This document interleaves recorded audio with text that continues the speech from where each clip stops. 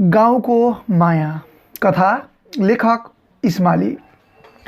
लगभग 2 वर्षपछि गाउँतिर फर्केको थिएँ। यी 2 वर्षका बीचमा धेरै पटक प्रयास गरेँ गाउँतिर जाउँ भनेर, तर हरेक पटक एउटा अल्झो आइपर्थ्यो र प्रयास केवल प्रयासै रहन जान्थ्यो। यसपटक बल्ल तल्ल उम्केर गाउँ आउन सकेको थिएँ।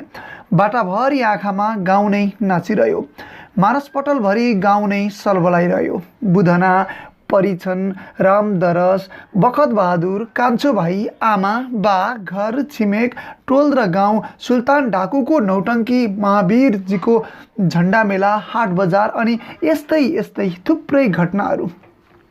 एक समय गाउँका यी घटना, भिडभाड, चहल पहलहरूको म प्रत्यक्षदर्शी थिएँ। त्यति मात्र होइन, म पनि तिनमै थिएँ। अहिले आएर ती सबको पृथकताको बोध कता कता च्वास्स बिझाउँछ आफैलाई।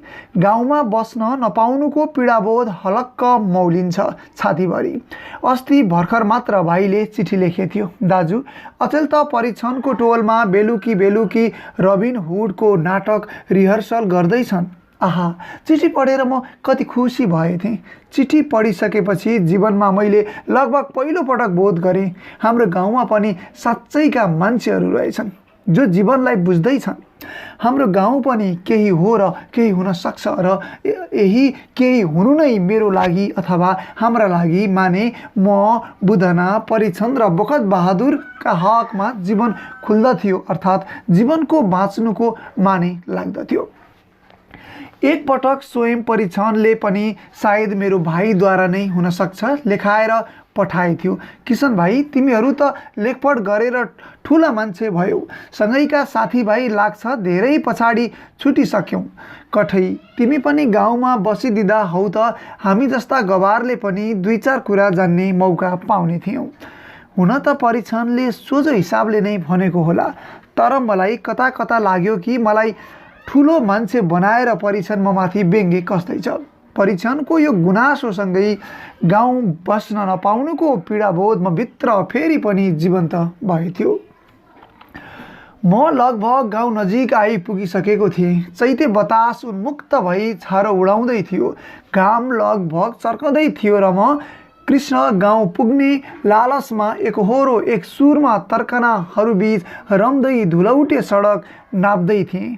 जयरामजी कि किसन भाइ सुनेर सहसा म झस्केँ। वरपर हेरेँ, कताबाट आयो यो परिचित स्वर? परिछन हो कि, अथवा बुधना पो हो कि, अथवा रामदरस पो हो कि? स्वर खुट्याउन गाह्रो भइरहेथ्यो। हुन सक्छ यतै कतै हलो जोतिरहेको होला, अथवा घाँस खुर्किरहेको होला। नभन्दै सिमलको आडबाट परिछन टुप्लुक्क देखा पर्यो। जोत्दैको हल गोरु अड्याएर ऊ हसाङ फसाङ गर्दै मतिर लम्कँदै थियो। आऊ बसौँ सियालमा एकछिन। घाममा धापिएर आयो। कहाँबाट यति बेला? किन यति दिनमा? कुनै चिठी पत्र पनि छोडेनौ? अचानक म नजिक आइन पुग्दै परिछनले मेरो सामु थुप्रै प्रश्नहरू ओइराइदियो। जमाना थियो म र परिछन लगौटे यार थियौँ। गाई चराउँथ्यौँ, सँगसँगै सिजनमा बदाम मकै चोरेर ओराहा खान्थ्यौँ र गीत गाउँथ्यौँ। गाई चरबाहा टुवर टापर, भैँस चरुवा चोर, बकरी चरबाहा छिनर छानर, ताके चारो ओर। ती दिनहरू अब धेरै पछाडि छुटिसके। त्यही गीत अचेल परिछनको छोराले गाउँदो हो गोठालो लागेका बेला। परिछनको छोरो पनि बाउको बिँडो थाम्दै पछि अलि उमेरदार भएपछि हली बस्ला। परिछन पनि पहिले गोठालो थियो, लगभग 6-7 वर्षकै उमेरदेखि। 14-15 को किशोर भए नहुँदै बनी कमाउन थाल्यो र पछि हली बस्यो, सायद ज्यालादारीमा। छोरालाई पनि त्यही काम सिकाउँछ र पछि छोराले पनि आफ्नो छोरालाई पनि त्यही काम सिकाउला। यसरी एवं रीतले यो परम्परा अनन्त परिछनहरूका बलिया पाखुरीहरूबाट क्रमशः हस्तान्तरण हुँदै रह्यो। हुन त सायद म पनि त्यही नै हुन्थ्यो होला, तर कता कहाँनिर गल्ती वा सही भयो र मैले काला अक्षरसित मितेरी गाँसे। टोलका मानिसहरूले मेरा आमा बाबालाई हुटहुटी लगाइदिए। चलाक छ, कुरो चाँडै टिप्छ, विद्यालय पठाइदिनुहोस्, भविष्य राम्रो हुन्छ। म विद्यालय जान थालेँ काठको पाटी बोकेर। यहीँदेखि परीक्षण र म बीचको अन्तराल बढ्न थाल्यो। हामी र म परीक्षणदेखि र परीक्षण मदेखि तर्की तर्की हिँड्न थाल्यौँ। धेरै पछि जब म केही बुझ्न थालेँ अनि मैले पहिलोपटक अनुभव गरेँ परीक्षणहरूसँग अन्तराल कदापि बढ्न दिनुहुन्न र जो हुँदैछ त्यो गल्ती गरिँदैछ।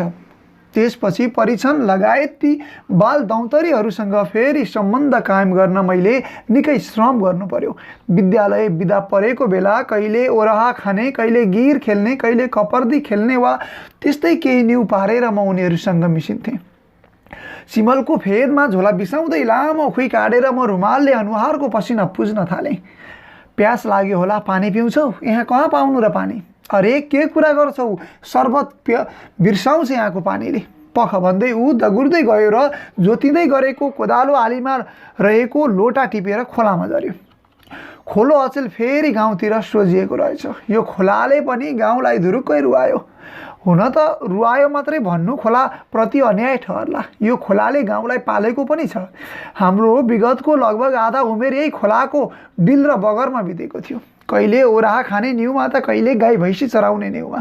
खोलामा बाढी आएको बेला हामी गाईको पुच्छर समाएर बाढी तर्ने गर्थ्यौँ अथवा यस्तो बेला हामी खोलाको किनारमा बसेर बाढीको आनन्द लुट्थ्यौँ।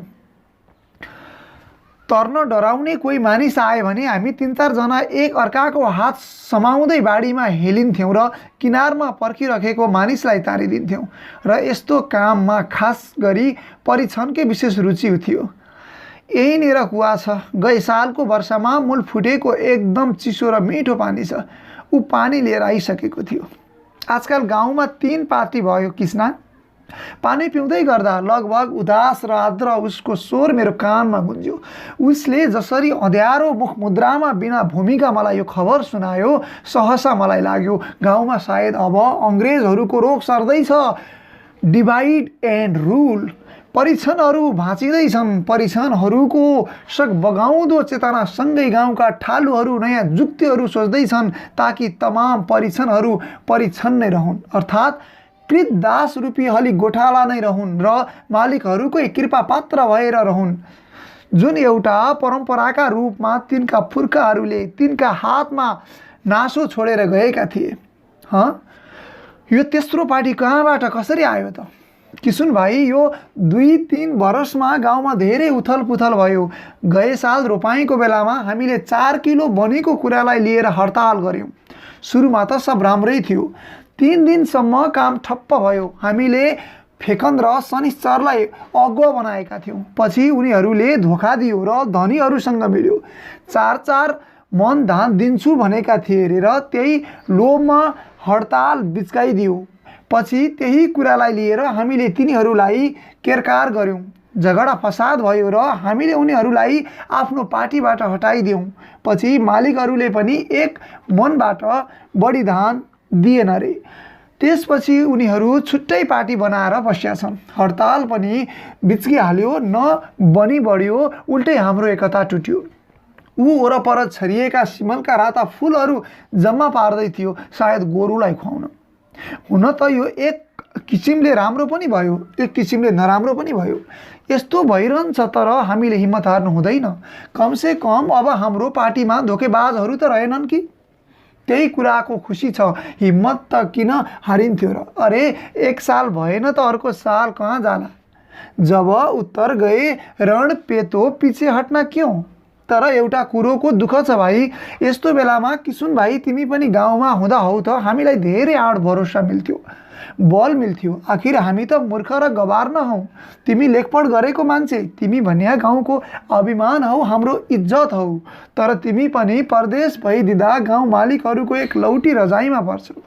यसपटक परीक्षणको कुरो सुनेर म मर्माहत भएँ। परीक्षण यसो भनेर किन मलाई लज्जित पार्छौ? गाउँ तिमीहरूकै हो। तिमीहरूकै हँसिया, खुर्पी, कोदालो र पाखुरीका बलमा गाउँ बाँचेको छ। गाउँका इज्जत भनेका तिमीहरू नै हौ। तिमीहरूकै आडमा गाउँ अभिमानी भएको छ। तिम्रो पाखुरीले यो खोलाको धारलाई त फर्काउँछ भने गाउँको इज्जत माथि नउठाउला त? किसुन भाइ, तिमीलाई कुरामा जित्न सकिँदैन। खैर जे होस्, यसपालि महावीरजीको झन्डाको मेलामा हामी नाटक खेल्छौँ।